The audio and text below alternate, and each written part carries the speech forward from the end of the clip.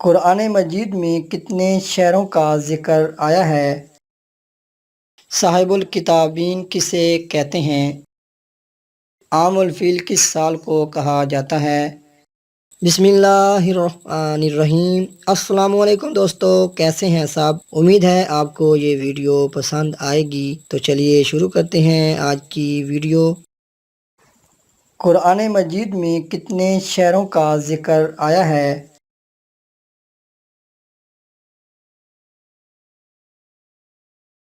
اس کا صحیح جواب ہے 6 شہروں کا۔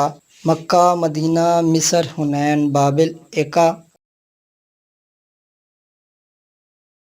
صاحب الکتابین کسے کہتے ہیں؟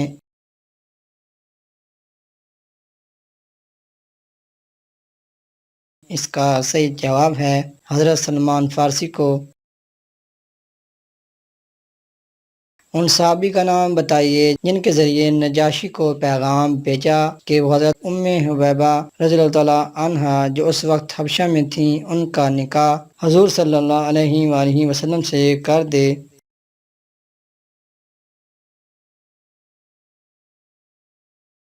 اس کا صحیح جواب ہے حضرت عمرو بن امیہ رضی اللہ تعالیٰ عنہ۔ حضور صلی اللہ علیہ وآلہ وسلم نے حضرت عمرو بن امیہ رضی اللہ تعالیٰ عنہ کو جس نجاشی کی طرف بھیجا تھا، اس کا اصل نام کیا تھا؟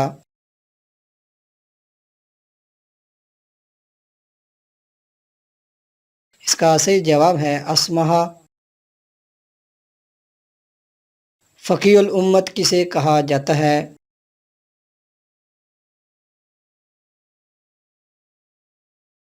اس کا صحیح جواب ہے حضرت عبداللہ بن مسعود رضی اللہ تعالیٰ عنہ۔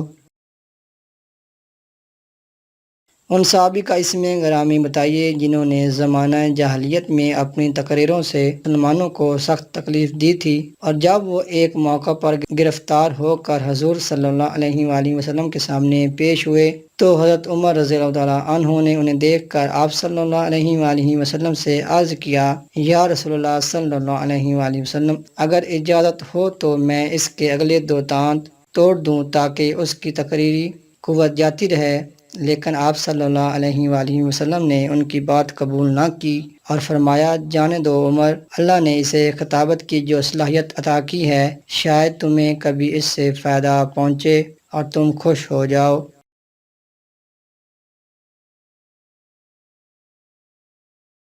اس کا صحیح جواب ہے حضرت سہیل بن عمرو رضی اللہ تعالیٰ عنہ، جو اس وقت تک اسلام نہیں لائے تھے۔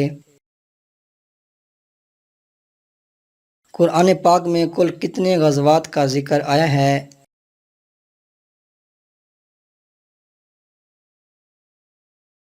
اس کا صحیح جواب ہے 12 غزوات کا۔ عام الفیل کس سال کو کہا جاتا ہے؟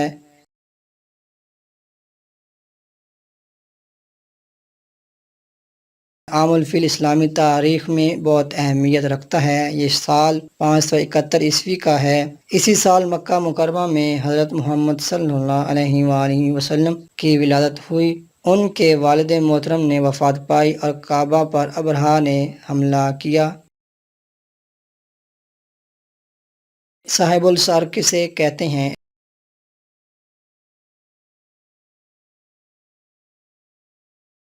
اس کا صحیح جواب ہے حضرت حذیفہ بن یمان رضی اللہ تعالیٰ عنہ۔ قرآن مجید میں کتنی دھاتوں کا ذکر آیا ہے؟